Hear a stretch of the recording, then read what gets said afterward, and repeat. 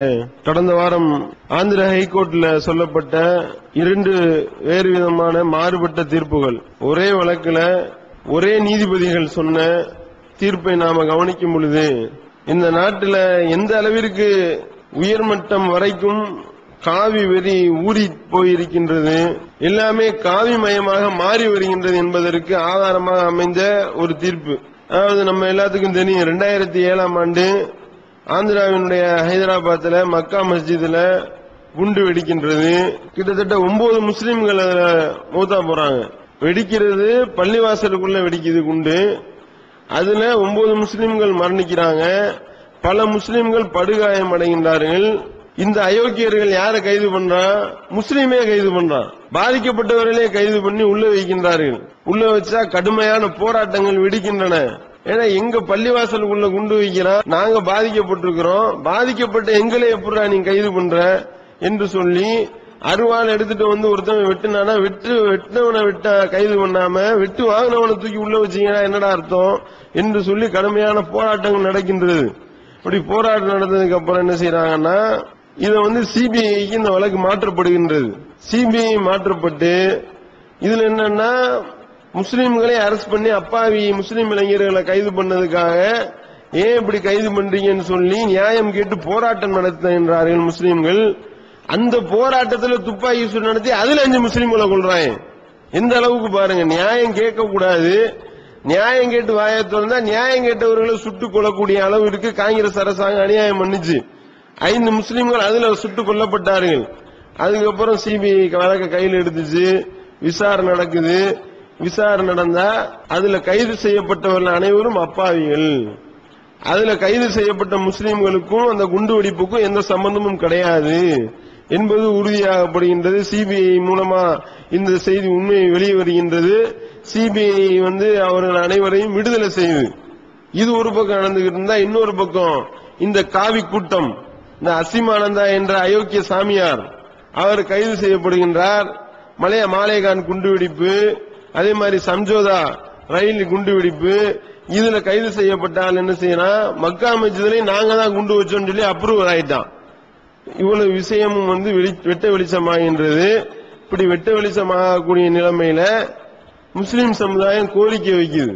2007 தூக்கி எங்களுடைய முஸ்லிம் சகோதரனை உள்ள வச்ச கிட்டத்தட்ட 5 வருஷம். இது சாதாரணமா இன்னைக்கு நாளைக்கு நடந்து போறது கிடையாது. தூக்கி உள்ள வச்சிருவாங்க. முஸ்லீம் தான் குண்டு வச்சான்னு சொல்லி உலகம் ஃபுல்லா பரவிடும். எல்லாருடைய ஒரு பச்சை குழந்தையினுடைய உள்ளத்துல கூட இந்த நஞ்சை ஊட்டி விடுவாங்க. முஸ்லீம்கள் அவங்களுடைய பள்ளிவாசலுக்கு அவங்களே குண்டு வைக்கக்கூடிய அளவுக்கு கொடூர உள்ளம் படைத்தவர்கள் அப்படின்னு பதிவு பண்ணிட்டான். 5 வருஷம் கழிச்சு இல்ல அவங்க பண்ணல, அவங்க நிரபராதிகள்.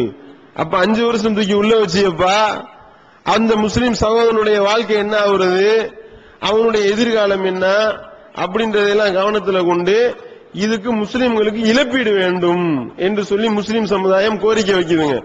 இது நியாயமான கோரிக்கை தானே? அந்த முஸ்லிம் சகோதரன் என்ன பண்ணுவான், 5 வருஷம் தூக்கி உள்ள வச்சீங்களா, அப்ப அவனுடைய வாழ்க்கை என்ன, அவனுடைய வாழ்வாதாரம் என்ன, அவனுடைய எதிர்காலம் என்ன, இதெல்லாம் கவனத்துல கொண்டு இழப்பீடு தொகையால் கொடுத்து தொலைங்கடா என்று சொல்லி போராட்டம் நடத்தி கோரிக்கை வைத்து முஸ்லிம் சமுதாயம் வைத்த கோரிக்கை நியாயமான கோரிக்கை என்றது அந்த காங்கிரஸ் அரசாங்கம் உணர்ந்து அவருடைய உள்ளம் உறுத்தியதனுடைய அடிப்படையில இழப்பீடு தொகை வழங்குறாங்க. 20 நபர்களுக்கு தலா 3 லட்சம் ரூபாய், அதுபோக ஒரு 50 பேருக்கு 20,000 ரூபாய் இழப்பீடு தொகை வழங்குறாங்க. இழப்பீடு தொகை வழங்க சொல்லி உத்தரவு போட்டதுதான் தாமதம். இந்த காவி அயோக்கியர்களுக்கு பொறுக்கல, எரிய கிளம்பிருச்சு. உடனே என்ன செய்யறாங்க, வெங்கடேஷ் கவுட் அப்படின்ற ஒரு காவி மிருகம் என்ன பண்ணுது, இதை எதிர்த்து ஆந்திரா ஹைகோர்ட்ல கேஸ போடுறான். இழப்பீடு தொகையை உடனடியா ரத்து பண்ணணும், அது எப்படி இவங்களுக்கு இழப்பீடு தொகை கொடுக்கலாம் என்று சொல்லி பொதுநலன் வழக்கம். இதுக்கு பேர் தான் இவங்களுடைய ஊர்ல பொதுநலன். இப்படி அடுத்த வயத்துல அடிக்கிறது, அடுத்தவனுடைய வாழ்க்கையில மண்ணள்ளி போடுறது, அடுத்தவனுடைய குடும்பத்தை சீரழிக்கிறது, நாட்டுல குண்டு வைக்கிறதுக்கு பேர் தான் இவங்களுடைய பாணியில பொதுநலன். இந்த பொதுநலன் வழக்க போடுறாங்க. இந்த அயோக்கியம், இந்த காவிகள் தான் எல்லாம் பின்னாடி இருந்து இயக்குறாங்க. போட்டா இந்த கருப்பு கோட்டை அணைந்த நீதிபதிகள் அந்த கருப்பு கோட்டை கிளட்டி வச்சுட்டு காவி கோட்டை மாட்டிட்டாங்க. மாட்டிட்டு தீர்ப்பு சொல்றான் பாருங்க. கல்யாண் ஜோதி சென் குப்தா செப்டம்பர் 16ஆம் தேதி சொல்லப்பட்ட தீர்ப்பு. இது எப்படி இவர்களுக்கு இந்த மாதிரி இழப்பீடு தொகை வழங்கலாம்? கவர்மெண்ட பார்த்து கேட்கறாங்க, இது அநியாயம் இல்லையா? இந்த அதிகாரத்தை உங்களுக்கு கொடுத்தது யார்? தீர்ப்பு. இந்த அதிகாரம் உங்களுக்கு எப்படி வழங்கப்பட்டுச்சு? இந்த மாதிரி ஒருத்தர் வழக்கில் இருந்து அவர் நிரபராதின்னு சொல்லப்பட்டுட்டா அவருக்கு நீங்க இழப்பீடு கொடுப்பீங்களா அப்படின்னு சொல்லி இந்த அயோக்கியர்கள் கேள்வி எழுப்பி கொடுத்த இழப்பீட்டு தொகையை உடனடியாக ரத்து பண்ண வேண்டும். யாருக்கேனும் இழப்பீட்டு தொகை வழங்கப்பட்டிருந்தால் கொடுத்த இழப்பீட்டு தொகையை திரும்பி பெற வேண்டும். இனிமே யாருக்கும் இழப்பீட்டு தொகை அறிவிக்க கூடாதுன்னு சொல்லிட்டாங்க. கொலை கொதிக்குது. ஏண்டா என்னங்களா இது? நாங்க முஸ்லீம்கள் இந்த நாட்டினுடைய பிரஜைகளா இல்லையா? இது இந்திய நாடுன்றது மதச்சார்பற்ற நாடா இல்லையா? இங்க இருக்கிறவெல்லாம் மதச்சார்பற்றவர்களா இல்லையா? நீதிபதின்றவன் ஒரு நீதியை மக்கள் மத்தியில போதிக்க கூடியவன். அவனுடைய உள்ளத்துல இந்த அளவுக்கு காவி வரி ஊறி போய் கருப்பு கோட்டை கிளற்றி வீசிவிட்டு காவி கோட்டை அணிந்து இவர்கள் தீர்ப்பு சொல்கின்றார்கள் என்றால் இது எவ்வளவு பெரிய அயோக்கியத்தனம் என்று முஸ்லிம் சமுதாயம் கொந்தளிக்கின்றது. கொந்தளிச்சு எதுக்கெல்லாம் இழப்பீடு தொகை கொடுக்கிற உனக்கு தெரியுமா தெரியாதா? கள்ளச்சாராயம் குடிச்சு செத்து போறான். அந்த கள்ளச்சாராயம் குடிச்சு செத்து போனவனுக்கு இழப்பீடு தொகை கொடுக்குறாங்க கவர்மெண்ட்ல இருந்து. கள்ளச்சாராயம் குடிச்சு செத்து போயிட்டாரு, வேற என்ன செய்யறது, இருந்தாங்க ஒரு 2 லட்சம் ரூபாய் என்று சொல்லி கள்ளச்சாராய சாவு கொடுக்கறான். இது அல்லாமல் எத்தனை விபத்துகளுக்கு கொடுக்கறான். தண்ணியை போட்டுட்டு வண்டியை ஓட்டி அவன் அடிச்சுக்கிட்டு செத்தான்னா அதுக்கா இழப்பீட்டு தொகை கொடுக்கறாங்க கவர்மெண்ட். இதெல்லாம் இந்த நீதிபதிக்கு தெரியுமா தெரியாதா? அதோடு மட்டும் இல்லாமல் சுவர் இடிஞ்சு விழுந்தா இழப்பீடு, மலையில சுவர் இடிஞ்சு விழுந்தா இது என்ன அரசாங்கத்துக்கு ஏதாவது சம்பந்தம் இருக்கா? இதுக்கு எதுக்கு இழப்பீடு கொடுக்குறீங்கன்னா கொடுக்கறாங்க. நம்ம ஒன்னும் சொல்லல, வாயை திறக்கல, கொடுக்குறீங்க, கொடுத்துட்டு போங்க. அதே மாதிரி பட்டாசு ஆலையில தீ விபத்துனா பட்டாசு ஆலையில தீ விபத்துக்கு எவன் காரணம்? நீ தானடா காரணம். பட்டாசு ஆலை அதிபர் காரணம், அதுல அவன் வேலை பார்க்கிறவன் காரணம். அதுக்கு இழப்பீடு கொடுக்குறாங்க. அதை பார்த்துக்கிட்டு வேடிக்கை பார்த்துக்கிட்டு இருக்கிறான். என்னன்னா இது எல்லாம் அதுல பாதிக்கப்படுறவன் இந்துக்களா இருப்பான். ஒரு முஸ்லீமுக்கு ஒரு 3 லட்சம் ரூபாய் இழப்பீடு கொடுத்தா இதுக்கு இன்னும் சொல்ல போனா இதுக்கு யாரு காரணம்?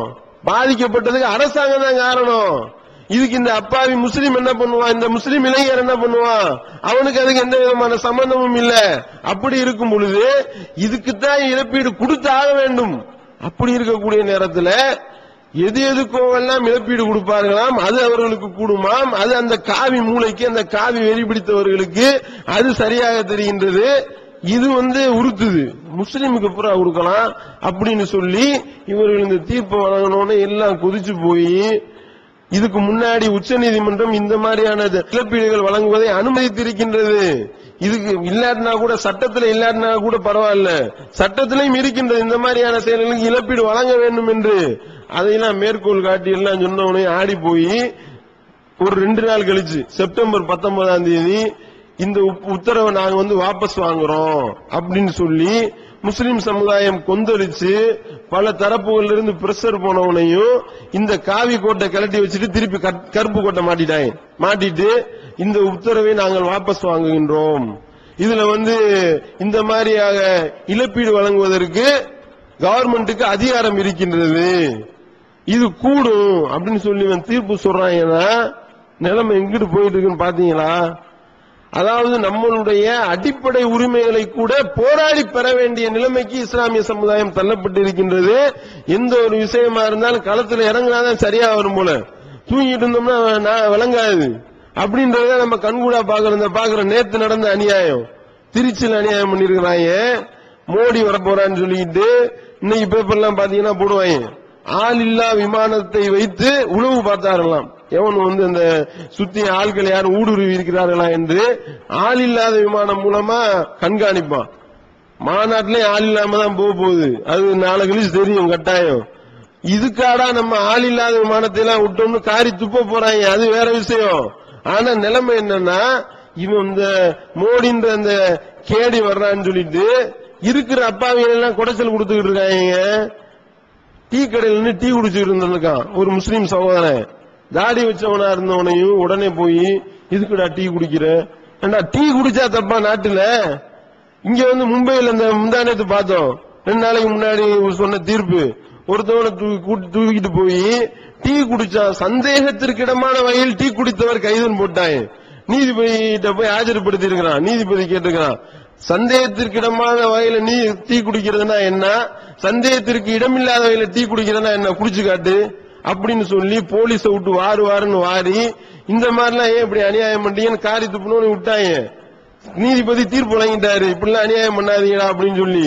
இந்துவா இருந்திருப்பான், இதே முஸ்லீமா இருந்திருந்தானா டைலாக்கே மாத்தி விட்டுருப்பாங்க. ஆமா இவர் குடிச்சது வேற மாதிரி குடிச்சிருப்பாரப்பா அப்படின்னு சொல்லி. இங்க அது நடந்து கொண்டு இருக்கின்றது. காவி சட்டை, அங்கேயும் காக்கி சட்டையை கலட்டி வச்சுட்டாங்க, காவி சட்டையை தூக்கி மாட்டிட்டாங்க. மாட்டிட்டு அது என்ன சந்தேகம், டீ ஏன்டா டீ குடிக்கிற அப்படின்னு சொல்லி முஸ்லீம் இளைஞர்கள் டார்ச்சர் செய்யப்படுகின்றார்கள். அதோடு மட்டுமல்லாம வீடுகள்ல போய் ரைடுன்ற பேர்ல இந்த மாதிரி யார் உறவினர்கள் எங்களுக்கு தெரியப்படுத்தணும். ஏன்னா முஸ்லீம் வீட்டுக்கு உறவினரே வரக்கூடாதா? மோடி வர்றான்றதுனால அந்த திருச்சி பக்கம் எவனுமே தலை வச்சு படுக்க கூடாதா? என்னப்பா சொல்ல வர்றீங்க? இது நாடு மதச்சார்பட்ட நாடா இல்லையா? இந்த அயோக்கியர்களுக்கு நீங்க பட்டு கமலம் இருப்பீங்களா அப்படின்னு சொல்லி. அதோடு மட்டும் இல்லாம வண்டியில நம்மளுடைய சங்கலியாண்டபுரம் கிளை தலைவர் வண்டியில போயிருக்காரு, டூ வீலர்ல ஹெல்மெட் போடல. உலகத்துல உள்ள எவனுமே ஹெல்மெட் போட மாட்டான். இங்க போலீஸ் என்ன செய்யறான், ஒரு வண்டியில 4 போலீஸ் ஏறி போறதெல்லாம் பார்க்க தானே செய்றீங்க. போட்டோ எடுத்து போடத்தான் செய்யறாங்க, நோ கமெண்ட்ஸ் போட்டு. இவ்வளவு நடக்கதான் செய்யுது. நிப்பாட்டி ஹெல்மெட் போடாததுக்கு அபராதம்லாம் அவனுக்கு போட மாட்டேன். தவி ஜமாத் நிர்வாகின்றது தெரியல அவனுக்கு. வண்டியை நிப்பாட்டி ஹெல்மெட் போடாததுக்கு உனக்கு அபராதம்லாம் போட மாட்டேன், நீ நில்லு, உன்னை செல்போன்ல போட்டோ எடுத்துக்கிறேன். மோடி வந்தப்ப சில முஸ்லீம்களை பிடிச்சி உள்ள வைக்க வேண்டிய கணக்கு காட்ட வேண்டிய இருக்கு. அதனால உன் போன் நம்பரை கொடு, போன் பண்ணுவேன், நீ ஆஜராகணும்னு சொல்லி இருக்கிறான். புதிச்சு போய் தவி ஜமாத் நிர்வாகிகளுக்கு தகவலை கொடுத்து மாநில நிர்வாகத்திலிருந்து ஐஜி, உளவுத்துறை ஐஜி வரைக்கும் கான்டாக்ட் பண்ணி இப்படிலாம் அநியாயம் பண்ணீங்கன்னா மோடி வர்ற அன்னைக்கு போராட்டம் நடக்கும் அப்படின்னு சொன்னோடனே ஆடி போய் நீங்க உடனடியா கமிஷனர்கிட்ட போய் கம்ப்ளைண்ட் கொடுங்கன்னு சொல்லி நேத்து எல்லா நிர்வாகிகளும் கிளை நிர்வாகிகள் எல்லாத்தையும் திரட்டிக்கிட்டு போய் கமிஷனர்கிட்ட கம்ப்ளைண்ட் கொடுத்தா, இல்ல தெரியாம நடந்து போச்சு, இனிமே இந்த மாதிரி நடக்காது, இப்படிப்பட்ட உத்தரவு எல்லாம் யாருக்கு நாங்க போடல, அவர்கள் ஏதோ தன்னிச்சையாக செய்திருக்கின்றார்கள், இனிமே இந்த மாதிரி எவனும் செஞ்சாங்கன்னா உடனடியா எங்களுக்கு தகவலை தெரியப்படுத்துங்க, அந்த போலீஸினுடைய பேரு பேஜ் பேர் இருக்கும்ல அது உட்பட உடனே எங்களுக்கு இன்ஃபர்மேஷன் கொடுத்தீங்கன்னா நான் உடனே ஆக்ஷன் எடுக்கிறேன் அப்படின்னு சொல்லி திருச்சி கமிஷனர் சொல்லி. நிலைமை எங்க போகுது பாருங்க. நிம்மதியா டூ வீலர் ஓட்டினா கூட சந்தேகப்படுறாங்கன்னா, நாளைக்கு மோடி உரைநிறுத்தும் பொழுது தலையில காக்கா எச்சம் போட்டுச்சுன்னு வைங்க, இதுக்கும் தீவிரவாதிகள் சதின்னு சொன்னாலும் சொல்லிடுவாங்க. அதனால ரொம்ப கவனமாக தான் இருக்க வேண்டியது. நேத்து என்ன பண்ணிருக்கிறான், எல்லா பேனரையும் இந்த அயோக்கியர்களை கிழித்து விட்டு இந்த மாதிரி முஸ்லீம்கள் மோடி பேனரை, அவன் பேனரை கிழிச்சவங்களுக்கு என்னடா பிரயோஜனம்? இது கூட யோசிக்க மாட்டீங்களா? இந்த பேனரை கிழிச்சு விட்டாங்கன்னு சொல்லி மறியல் பண்ணிருக்கிறாங்க. இல்ல இவங்களுடைய வேலை தான், இவங்களே பேனரை கிழிச்சுக்கிட்டு, இவங்களே சட்டையை கிழிச்சுக்கிட்டு, இவங்களே அவங்களுக்கு அடியில குண்டை வச்சுட்டாங்கன்னு கத்துறது, இதெல்லாம் இவங்களுடைய வேலையாவே இருக்கின்றது. இதுதான் இப்போ நாட்டில் நடக்கக்கூடிய நிலைமையா இருக்கிறது. எந்த ஒரு விஷயமா இருந்தாலும் இறங்கி போராடி அடிச்சாதான் சரியா வருமே ஒழிய, ஏன்னா அப்படி எல்லாமே அப்படி காவி கலரா மாறி போச்சு டோட்டலா. பாக்குற இடம் உள்ள நாட்டினுடைய தேசிய கொடியை கூட காவியா மாத்தினாலும் மாத்திடுவாங்க, சொல்ல முடியாது. அப்படிப்பட்ட நிலைமை போயிட்டு இருக்கு. இந்த முன்னாள் ராணுவ தளபதினு சொல்லி ஈகே சிங்கா, அவன் போய் மோடியோட ஒரே மேடையில ஏறாங்க. அப்ப இவன் ராணுவ தளபதியா இருந்தப்ப இவனுடைய வேலை என்னவா இருந்திருக்கும் யோசனை பண்ணி பாருங்க. ஒரு ராணுவ தளபதியா இருந்து கொண்டு பிஜேபியினுடைய பிரச்சாரத்திற்கு மோடியோட ஒன்னா கைகூத்து ஏறான்னா, இப்பதான் ஆய்வு பண்ணா வெளியே வருது, இந்த காஷ்மீர்ல கலவரத்தை உண்டு பண்றதுக்காக இவன் ராணுவ தளபதியா இருந்து கொண்டு இந்திய நாட்டிடத்துல, இந்திய அரசாங்கத்திடத்துல சம்பளத்தை வாங்கிட்டு இந்த அயோக்கியம் என்ன பண்ணிருக்கிறான், காவியலுக்கு ஆதரவா வேலை பார்த்திருக்கிறான். காஷ்மீர்ல கலவரத்தை உண்டு பண்றதுக்கு உளவு பிரிவையே ஏற்படுத்தியிருக்கிறான், புதிய உளவு பிரிவையே. இப்பதான் வெளியே வருகின்றது. அதே மாதிரி மாலேகான்ல குண்டு வைக்கிறதுக்கு புரோஹித்னு ஒரு அயோக்கியம் குண்டு ஆர்டிஎக்ஸ் குண்டு கொடுத்தானே, ராணுவத்தினுடைய லெப்டினன்ட் கர்னல் அவன். அப்ப பாத்தீங்கன்னா டோட்டலா, அதாவது இருக்கிறப்ப ராணுவ தளபதியா இருக்கிறாங்க, இறங்கணுமே என்ன செய்யறான், போட்டிருக்கப்ப ராணுவ உடை அணிஞ்சிருக்கிறான். அந்த பதவியிலிருந்து இறங்கும் பொழுது அந்த பேண்டை கலட்டிட்டு காக்கி டவுசரை மாட்டிட்டு போயிடுறாங்க. போய் RSS சேர்ந்துடுறாங்க. முன்னாள் பிரதமர் நரசிம்மராவ் உட்பட இதுதான் நிலைமை. அப்படின்னா அந்த அளவுக்கு ஊடுருவி இருக்கிறார்கள் என்றால், முஸ்லிம் சமுதாயம் நம்முடைய உரிமைகளை பெறுவதற்காக போராடித்தான் பெற வேண்டிய ஒரு கட்டாயம் இருக்கின்றது. போராடினால் வெற்றியும் கிடைக்கும் என்பதற்கு இந்த திருச்சி சம்பவமும் இந்த நீதிபதிகள் செய்த இந்த அயோக்கியத்தனங்களும் சான்று போகின்றன.